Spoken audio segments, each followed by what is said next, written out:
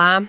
Hoje a gente faz um mergulho numa investigação que, olha, começou de um jeito bem inesperado para o pesquisador Jorge Guerra Pires. Ah, sim, eu fiquei sabendo dessa história. Pois é, ele começou a notar, assim, em grupos online, uns artigos científicos que pareciam atacar a teoria da evolução, mas de um jeito muito sutil, quase escondido. Entendo. Não era algo direto, então. Não, nada direto. No começo, o próprio Jorge achou que era, sabe, alarme falso. Ele até escreveu uns posts falando que não era bem assim, que o pessoal estava exagerando. Sei, acontece. A gente às vezes reage rápido demais, né? Exato. Só que aí ele foi olhar mais de perto, analisar com calma, e a suspeita começou a crescer. A argumentação era, assim, muito técnica, sabe? Bem complexa, dava para enganar até quem é da área. Isso é preocupante. E é justamente essa trajetória do Jorge que nos traz para a nossa conversa de hoje, né? Uma análise mais aprofundada de certas práticas, digamos, no mundo da publicação acadêmica. Isso. A gente vai focar em dois autores específicos, o Olin R. Brown e R.C. Hollander, e no jeito como eles publicam os trabalhos deles. Parece que eles usam umas revistas meio obscuras, né?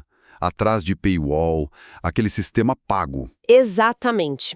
E aí a gente vai explorar se isso pode ter alguma conexão com estratégias maiores, tipo, que lembram o neocriacionismo ou design inteligente, sabe? Principalmente pensando no que aconteceu depois daquele julgamento famoso de Dover. Faz sentido essa conexão. A nossa base para essa conversa vai ser muito a análise e o material que o Jorge reuniu, né? Incluindo as reflexões dele em áudio, que são bem detalhadas, e até umas interações que ele teve com o IA para investigar o caso. A doutora Elsefer, que publicou um artigo com texto de ChatGPT. Lembra? Lembro, claro. Deu o que falar. E, é claro, vamos analisar o conteúdo do artigo principal desses autores, o Brown e o Hollander, que se chama Neodarwinismo Must Mutate to Survive. Algo como o neodarwinismo precisa mudar para sobreviver. Bom, então a nossa missão aqui é fazer essa exploração detalhada, né? Tentar entender esses sinais de alerta no sistema de publicação, como é que os interesses econômicos, tipo no caso da Elsefer, podem acabar batendo de frente com a integridade da ciência. E como argumentos que se vestem de ciência podem, na verdade, estar, sei lá, reciclando ideias mais antigas, tipo design inteligente. Exatamente. Vamos desvendar um pouco disso. Ok. Então vamos começar pelos primeiros sinais que fizeram o Jorge ficar com a pulga atrás da orelha. Primeiro, a dificuldade que ele teve para conseguir ler os artigos do Brown e Hollander. Ah, o acesso, né? Isso.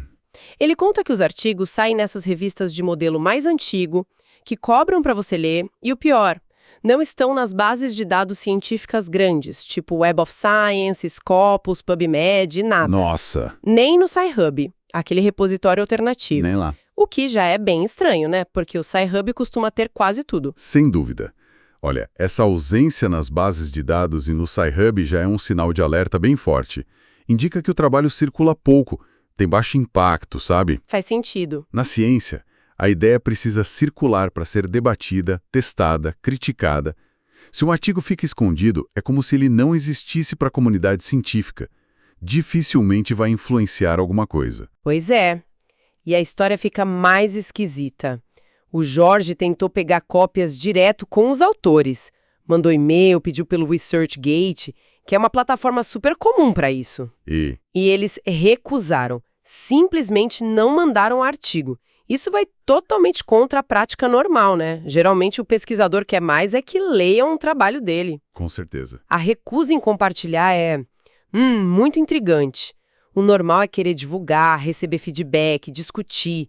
Quando alguém se recusa, levanta a suspeita. Será que estão tentando evitar a crítica, o escrutínio? Exato. E ele notou outra coisa também, um detalhe.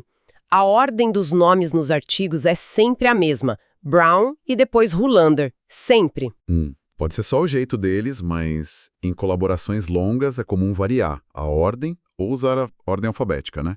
É mais um ponto fora da curva, digamos assim.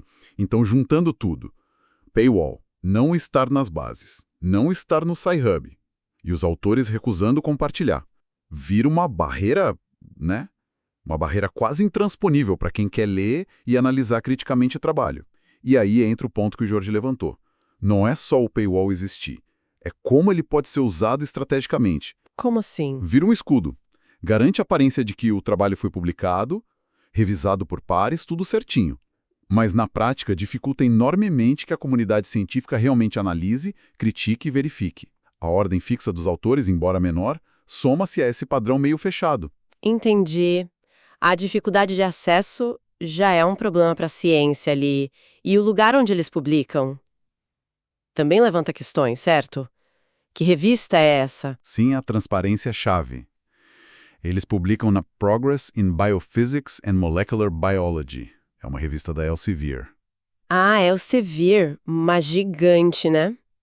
Uma das maiores editoras científicas, conhecida por ter revistas de peso, mas também caras, e com algumas polêmicas no histórico.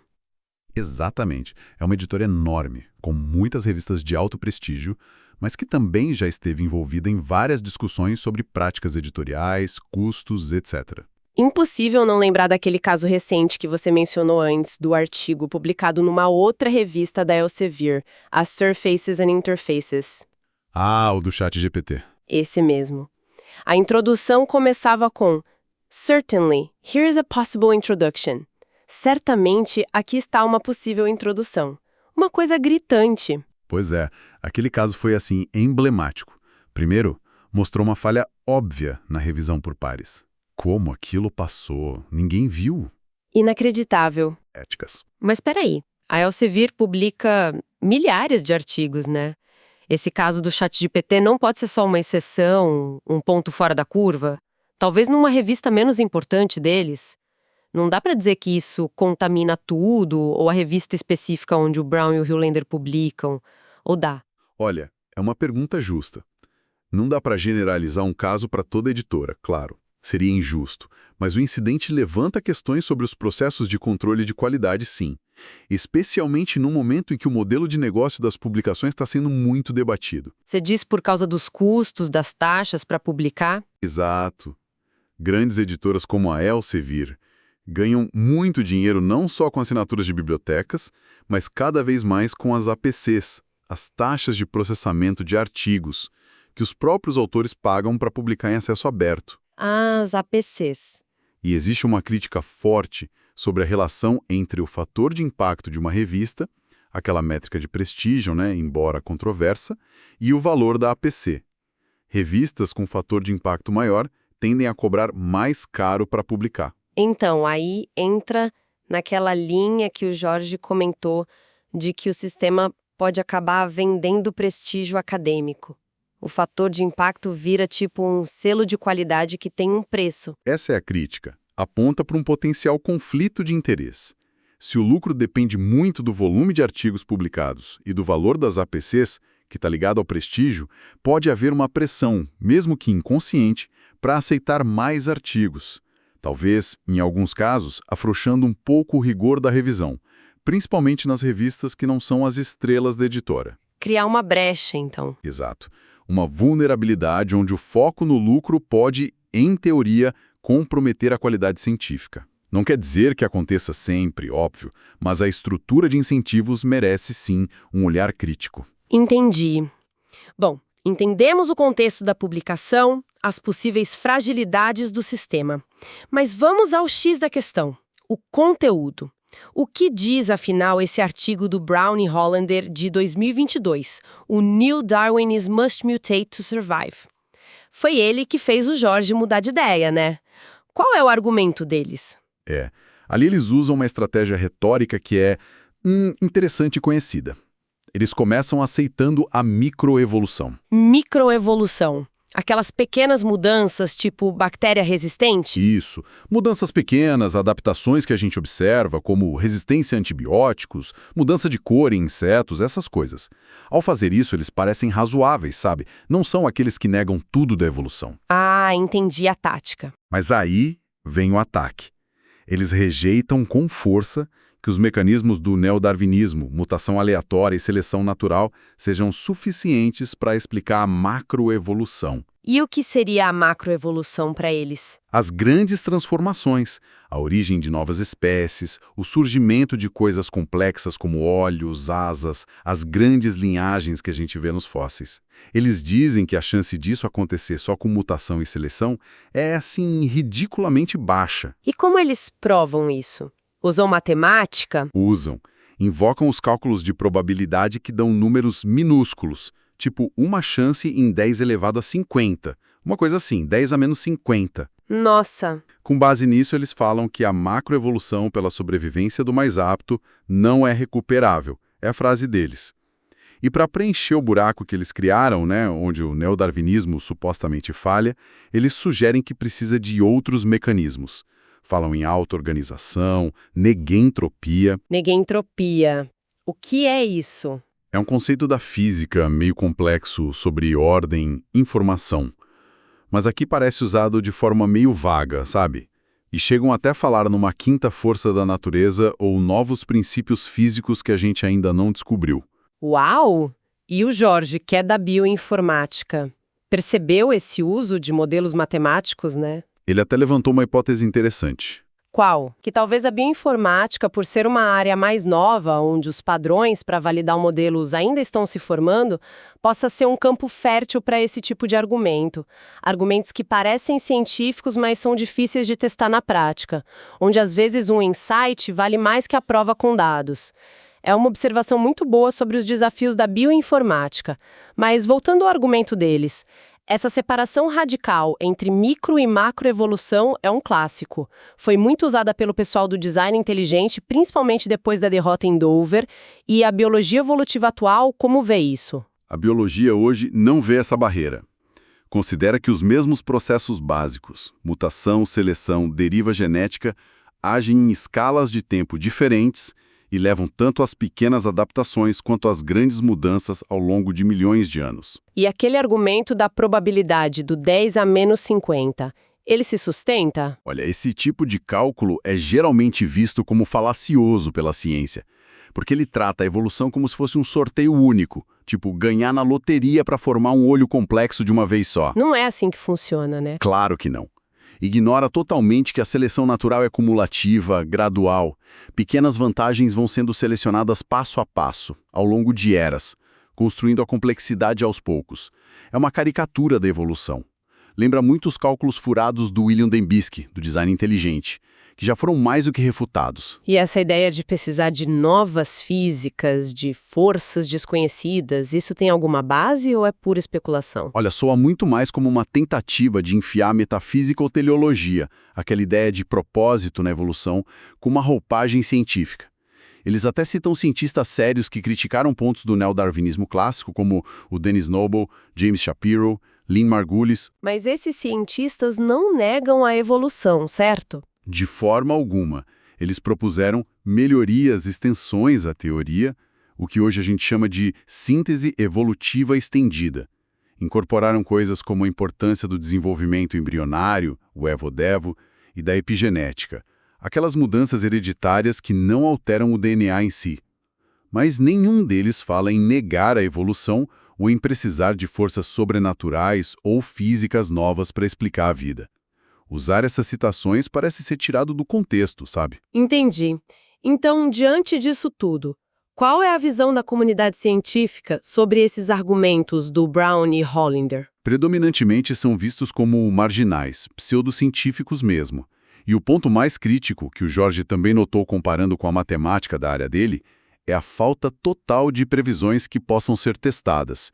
Falta validação empírica. Eles não testam as ideias deles com dados reais, não apresentam isso de forma clara. Mostram modelos, cálculos, mas não confrontam com o mundo real de um jeito que a gente possa dizer, ok, isso funciona ou não, está errado. É basicamente um argumento negativo. A teoria atual não serve, mas não oferecem uma alternativa científica de verdade, que gere hipóteses que a gente possa testar. O que é exatamente a mesma crítica que sempre foi feita ao design inteligente, né?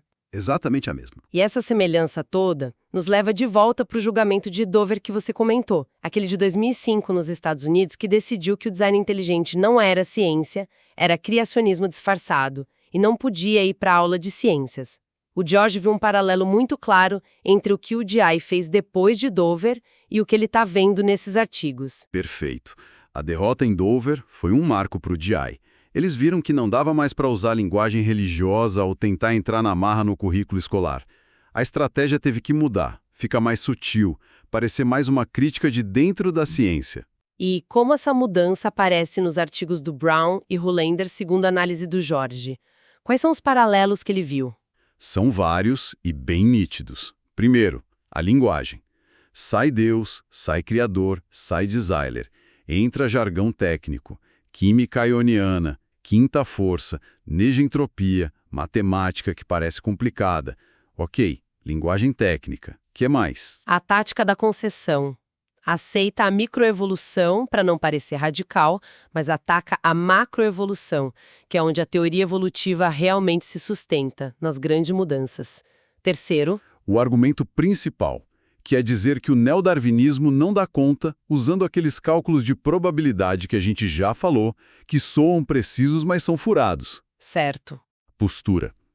Criticam o dogmatismo da ciência oficial. Se colocam como defensores de uma ciência mais aberta, neutra. E quinto, que é crucial, não oferecem uma teoria alternativa que possa ser testada. Só criticam a que existe. E o George também notou um padrão nas citações dos artigos, né? Muita autocitação, ou citação entre eles mesmos, um grupo pequeno. Isso indica o quê? Que não estão conversando com o resto da ciência. Exatamente. Esse padrão de citação fechado levanta a suspeita de que não é um debate científico aberto, mas a construção de uma narrativa própria, quase um ecossistema fechado. E é aí que a estratégia de onde publicar vira peça-chave para o que o George chama de DI 2.0 ou neocriacionismo matemático. Publicar nessas revistas pagas, de nicho, talvez menos rigorosas. Isso. E com revisão por pares que não é transparente. Sabe quando os pareceres dos revisores não são públicos? Isso é chamado de revisão opaca. Publicar assim se torna estratégico. Estratégico em que sentido? Permite ganhar o selo de legitimidade. Ah, fui publicado numa revista revisada por pares, é da Elsevier, sem necessariamente passar pelo processo rigoroso de escrutínio aberto que a boa ciência exige. A revisão por pares é para ser um filtro forte, mas se ela é opaca ou se a revista não é tão exigente, pode falhar. E a recusa deles em compartilhar os artigos ou dialogar, como aconteceu com o George. Se encaixa perfeitamente nessa lógica. Maximiza a aparência de credibilidade e minimiza a chance de receber crítica real, de ter o trabalho esmiuçado. Então, vamos juntar as peças. A gente tem o conteúdo dos artigos, com argumentos muito parecidos com os do DI, tem o local de publicação, que é meio obscuro, pago, talvez com revisão frágil, e tem o comportamento dos autores, evitando o diálogo. O que essa combinação toda sugere? Olha, sugere um padrão que parece muito mais alinhado com a promoção de uma agenda, de uma ideia fixa, usando a forma da ciência, do que com uma busca genuína por conhecimento. Não parece ser ciência de verdade, mas algo que se veste de ciência para tentar ganhar espaço. Bom, então, recapitulando a nossa análise de hoje, a gente viu como o acesso difícil a artigos, seja por causa de paywall ou revista obscura, pode acabar servindo de escudo para trabalhos que talvez não tenham tanta qualidade assim. Vimos também como os interesses econômicos no mundo das publicações, com exemplos como o caso da Elsevier, podem criar umas brechas, umas vulnerabilidades que podem afetar a integridade da pesquisa. Não é sempre, mas pode acontecer. E a gente dissecou os argumentos do Brown e Hollander, né, mostrando como eles usam linguagem técnica, matemática, talvez até explorando a bioinformática para parecer moderno, mas no fundo ecoam as velhas estratégias e falácias do design inteligente, só que adaptadas para depois de Dover. A perspectiva do Jorge Guerra Pires foi fundamental aqui. Mostrou bem a jornada de um cientista com formação em bioinfo e pensamento crítico, que foi da dúvida inicial até uma preocupação real sobre esses movimentos que se apresentam como ciência, mas parecem seguir um roteiro antigo com roupa nova. Exato. E para quem está ouvindo a gente, fica talvez uma reflexão, né? A ciência avança com abertura, com transparência, com confronto honesto das ideias com as provas. Quando a gente encontra argumentos que parecem fugir disso, usando jargão difícil, se escondendo atrás de paywall, recusando o debate, a pergunta que fica é: o que está sendo protegido ali, de verdade? É a busca pela verdade que não teme ser testada ou é uma agenda que já veio pronta e só busca um jeito de não ser confrontada?